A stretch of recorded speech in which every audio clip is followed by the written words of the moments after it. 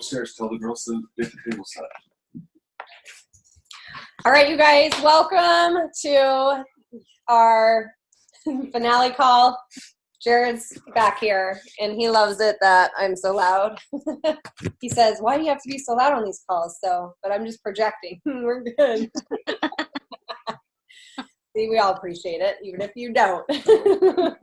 So, you guys, we are so excited to celebrate tonight. I hope a few more people jump on in the next few minutes as we kind of keep going and just have an opportunity to really kind of share in this experience, or like relish in that. I think a lot of times, like, we work so hard to hit a goal and we don't really take enough time to celebrate that, right? To really live in those accomplishments, the little things as well as the big things that we do. And that's important to take that step every time that we move forward to be able to do that. So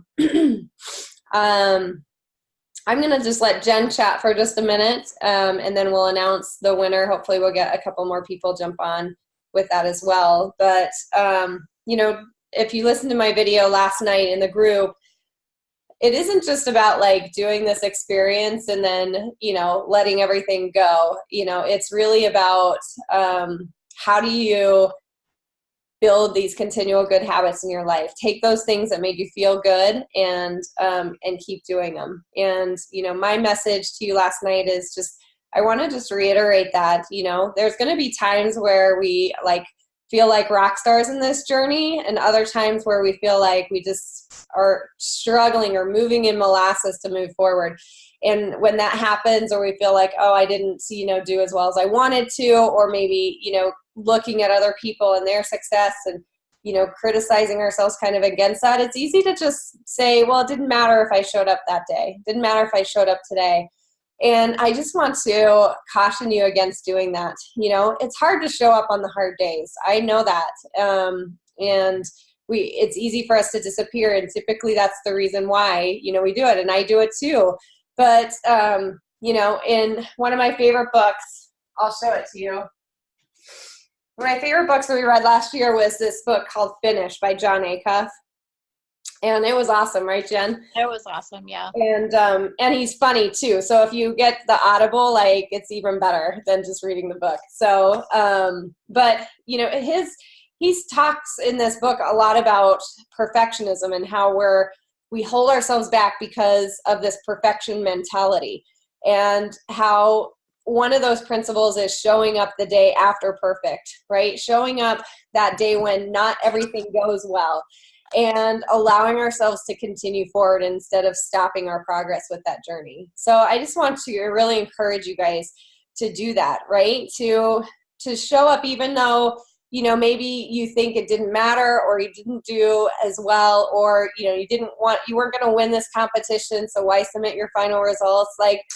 Don't let yourself go to that place, because it did matter. And whether it mattered within the competition or not, it matters to you and your capabilities to show up today and tomorrow and the next day and keep going. So I give yourself permission to allow yourself to show up tomorrow. Whether you did today or not, show up tomorrow and be there for you, and be true to you and those commitments that you make to yourself, because that's where growth happens, is when we show up and do those things that we commit to ourselves to do. All right, I'm passing the baton. Jen, you're on. And my message really kind of tailspins off of Tina's, and that is, you were in this challenge, this 4-week diet bed challenge. And so, I've been in a diet bed, and you're laser focused right at the beginning, and you're going to win the thing, and you're going to lose the weight. And then, life happens, and you see yourself come in and out of this, right? And then you get to the end, and you kind of have this well, now what feeling, maybe you did great, and you want to continue seeing progress, and maybe you fell off somewhere in those 4 weeks, and you're just not really sure where to go. So I've really had an aha in the last 6 months with my own journey and on the nutrition side. So the workout side is easy for me.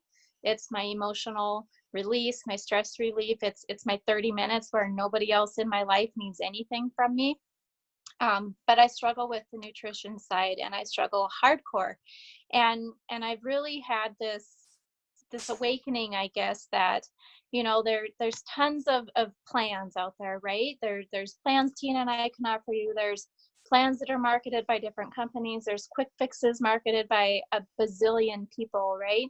And if you have goals of health, healthier living, your newsfeed is probably filled with tips and tricks and things that other influencers are sharing. So rather than, picking a plan and saying, okay, I'm going to do this plan and I'm going to do it 100%. And if I can't do it perfect, right, like Tina was just talking about, then it doesn't work for me and I need to try something else because I failed at that.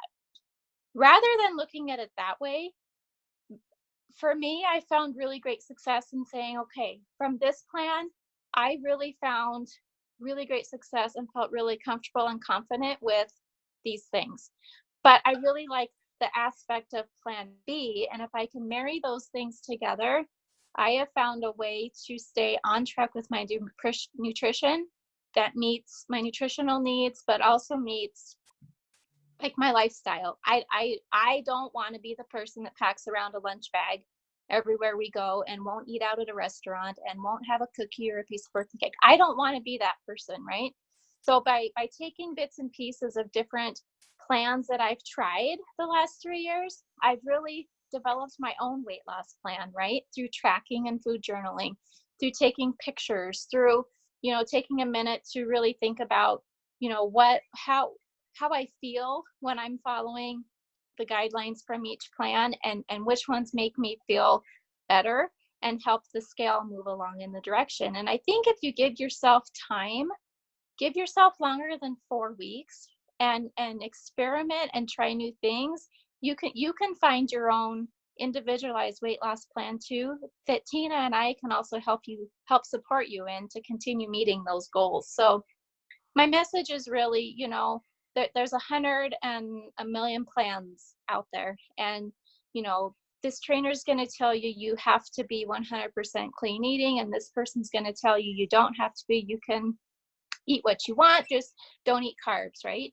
But if you find yourself feeling restricted or depressed or, doing really good 5 days a week and then binge eating all weekend, that's not the plan for you. And if you take time to really dive into the emotional side of it rather than just the plans and figure out which ones make you feel like a good person, like you can live your life like you want to be, you too will find a plan that you can stick with long term and tweak and modify as you learn new things, right? Nutrition is always changing. It's science-based, right? So there's always going to be something new to learn, something new to try. And if you keep an open mind, but stick to your core foundational values in nutrition, I guess I would call them, I think you'll find yourself not yo-yoing as much, right? You'll stay more of a consistent, because there are seasons to everybody's journey.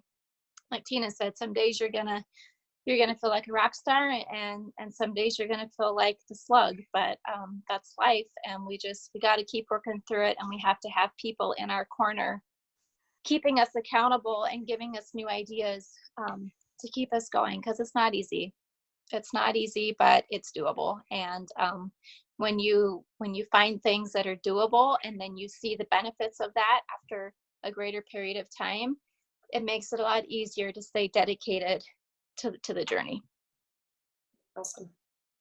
So true, right? It's all about finding that fit that works for you. So hopefully this was a good start. If this was the kind of the beginning of what you're doing, if it's something like a continuation of what you've done and you found some things that worked or didn't work, like tweak that. Don't ever be afraid. Sometimes we just need to hear that, so we give ourselves permission to do that. Yep. So I think that's awesome. Thanks, Jen. We've got a couple of you on. Like, will you take just a minute? Like, what did you gain from this, and what's the next steps? Would you mind? Anyone mind sharing? Melanie, you mind sharing maybe for a minute? What did you gain this last 4 weeks? What did I gain? I gained a lot more confidence in myself because I didn't think I could do a lot of it. I felt a lot stronger and more motivated, and sorry, it was just really amazing to know that I had people have my back, and I just feel a lot better. Sorry. No, Oh, it's amazing. it's awesome. Congrats. Jen, can you share? Can you hear me? Yep, I got you. I don't know how this works. It's technology, so thanks for muting and unmuting me.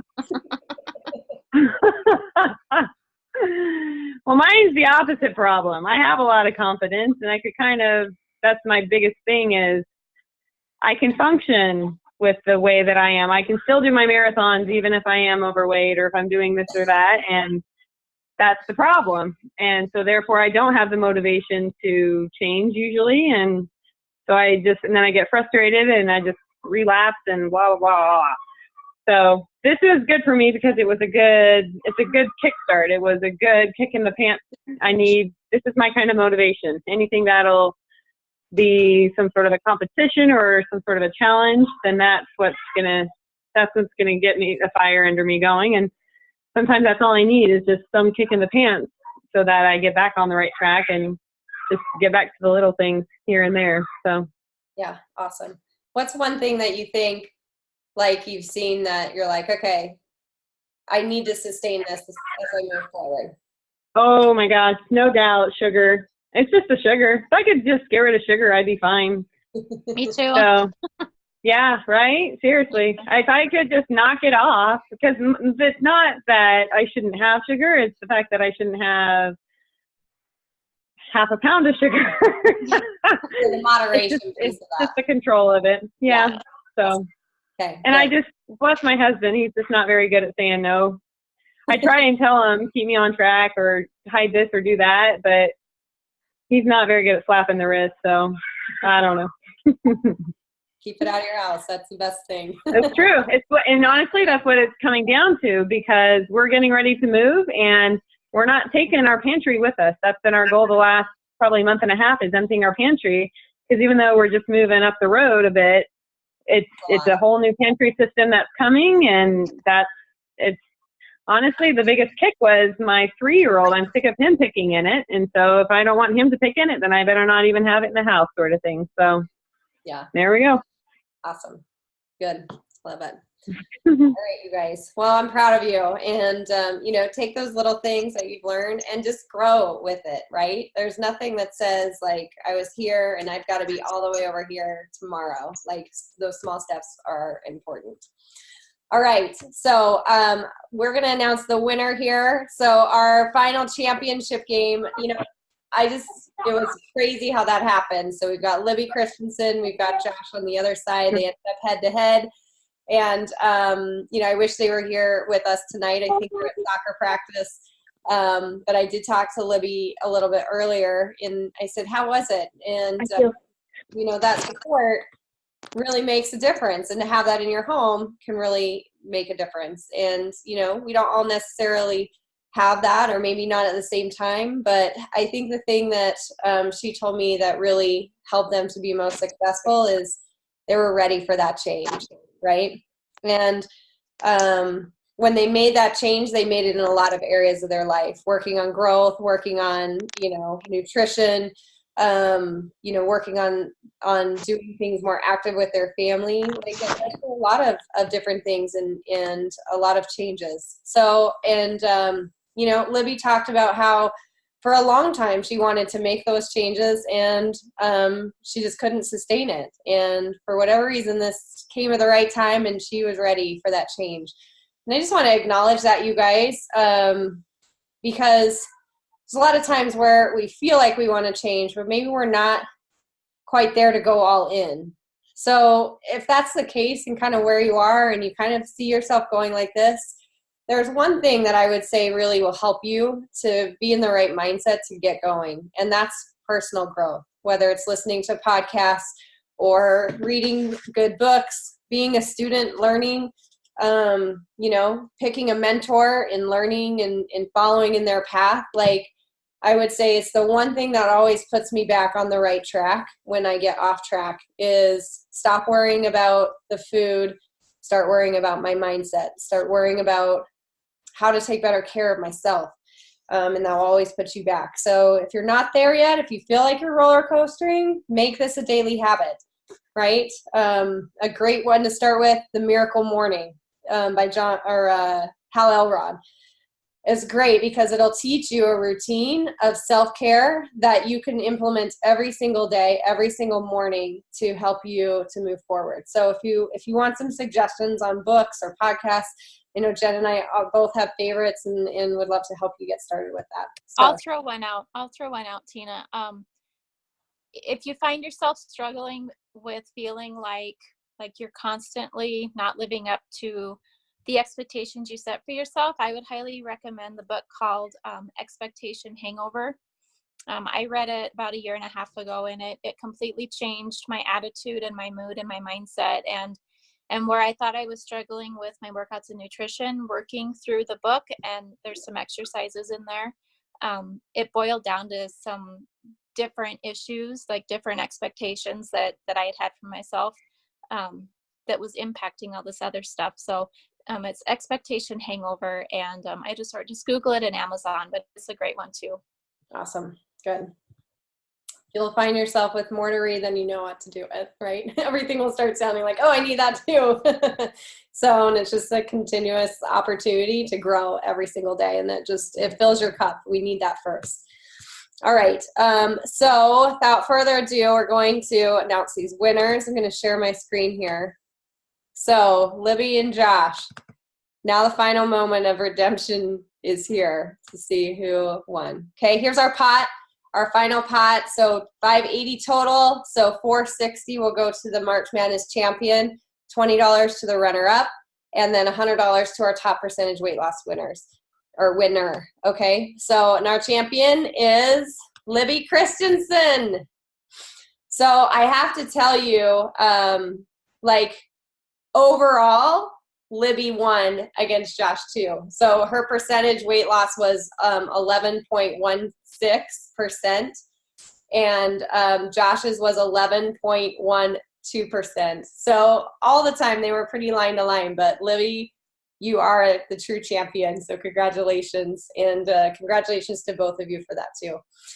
Now, I'm super excited to announce the percentage weight loss champion too, because you guys, there's, it's easy to when you're in a competition like this, when you get kicked out of your bracket to not really keep working hard. But this person was very dedicated and worked through a lot during this contest, vacation and being out of town and going on trips, and just learning how to do all that with a new lifestyle. They use the 2B Mindset, which is probably my favorite nutrition program, because it really teaches you to put into practice control and what that means for you, right? So instead of diet mentality or counting calories or anything like that, you're just tracking your food, seeing what works, and continue to implement that.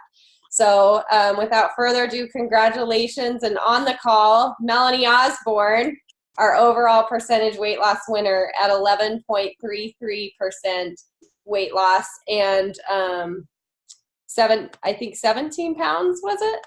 Melanie, let me check real quick here.